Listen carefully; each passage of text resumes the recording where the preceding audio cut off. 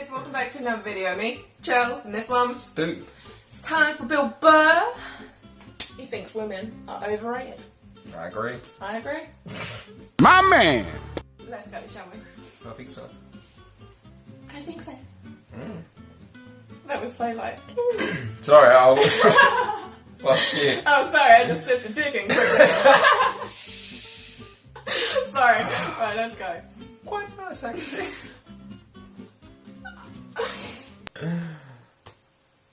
Your show, F is for Family, I relate to it because it's about parenting in the 70s, and that's, you know, that was when I was parented like you. I've heard of this What do you show, think of parents now? How do you compare them to parents in the 70s?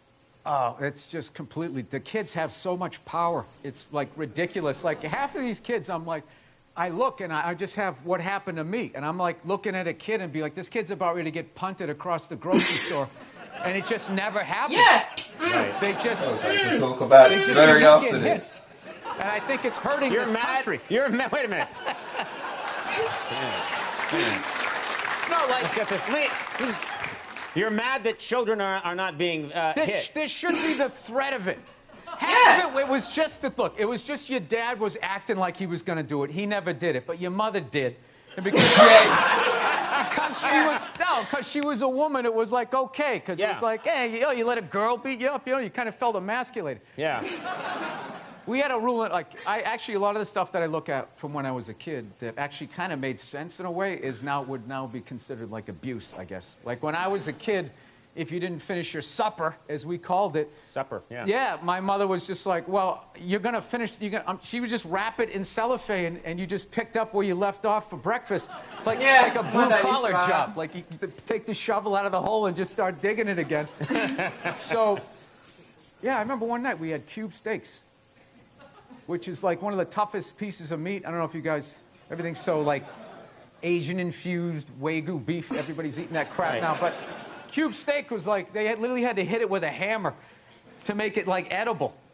And so we were having cube steaks. And I forget, my little brother was still in a high chair and he couldn't finish his. So my mother goes, all right, we're just going to have to eat it for breakfast. And that was like 8 hours away, which was like half his life. So he was like, oh, take that deal. So the next morning, I remember we were having waffles. My mother always made Sunday breakfast. So we had all these waffles, eggs, bacon, this whole layout. My brother was looking at half-eaten cube steaks and a little mound of green bean casserole. And so he looked at my mom. He goes, Mom, can I have a waffle? And she goes, no, you got to finish your supper. He's like, well, after I finish my supper, then can I have a waffle? She goes, no, that is your breakfast. And he goes, oh, Mom, I hate you. And my dad, without looking up, took a full glass of milk and threw it in his face. Swear to God. This is what kills me. What kills me. You want everyone today to have as miserable a childhood as you had. No, but it was kind of funny.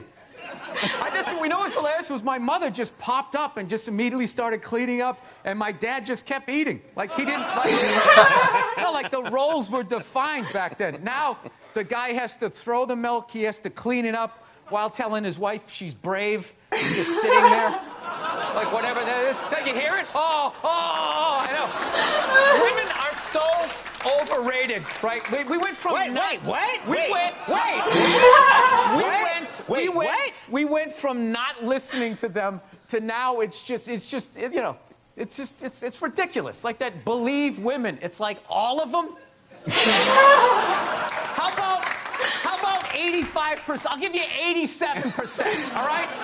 But that last 13% that keys your car, lights your shit on fire, and puts a family pet in a pot of stew. God. Who put a pen in a pot of stew? Someone clothes. Oh, okay, all right. I think it was a separately boiled. You know what I miss? I miss tougher parenting and evidence. Those are the things that I miss from my childhood. Evidence? Yeah.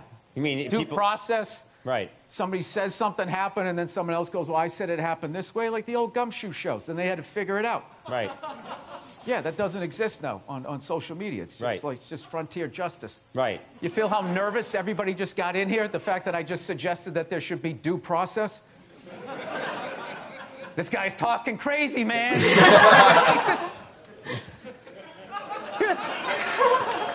This is what it is. Yes, no, what I'm saying. And then the woos that they agreed, but they didn't agree when it counted. We'll digitally add woos, don't worry. We have the woo machine. You are way too angry. 50 is still relatively young. You have the anger of a 110-year-old man. Oh, these telephones! I can't argue.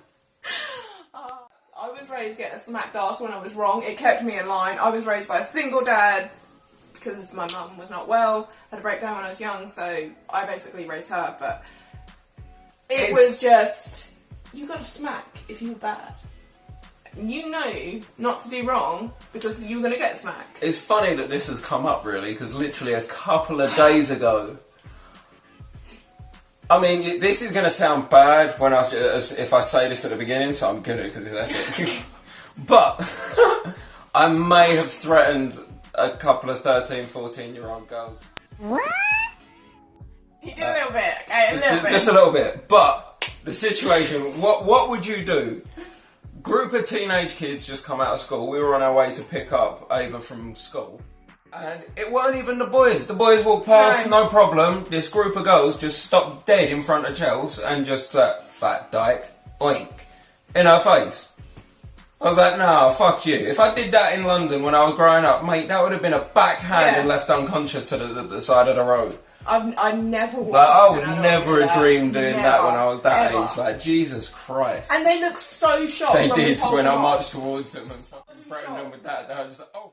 Damn! Yeah, so shocked by mate, it. I ain't like your parents. I was brought up with some substance, thanks. Yeah. But that's how it was, though. It really was. Like I said, my dad used to, if we were naughty, we'd be dragged around the person's house. And we'd have to apologise, sort it out. Or if somebody did bad with us, then he'd be straight round and like, oi, what's going on? And it's just the way it is. Imagine having your teenager in your face going, fuck, stealing money out of your purse, not listening to a word you say. You're telling me you're not going to take someone away and smack their ass? Oh, yes! They're all little assholes and you have to teach them right from wrong. Kids are testing you constantly. That's what they're doing growing up. They're seeing how far they can push you and how far they can push their boundaries. That's all it is.